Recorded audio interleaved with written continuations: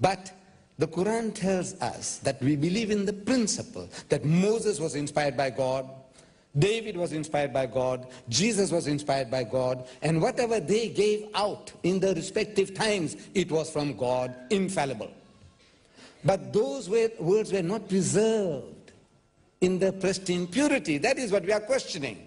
We're not questioning Moses, but what was written was not written by Moses. If he had signed his name, no problem. If Jesus had countersigned Matthew, Mark, Luke, and John, there would have been no problem.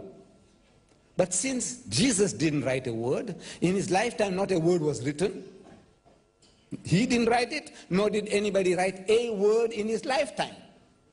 These are all books, anonymous books. And the Christian scholars are telling us they have no ulterior motives. I might have, but not your scholars. What ulterior motive do they have to tell you that Matthew has used Mark's gospel freely? In the language of the school teacher, he was copying wholesale from Mark. And Mark was not even one of the 12 disciples of Jesus. Why should an eyewitness and a ear witness like Matthew go and copy somebody who wasn't there? It doesn't make sense. And in the book itself, Matthew tells us, Matthew 9:9, it says, while he, Jesus, was going forth into the way, Jesus, saw a tax collector called Matthew.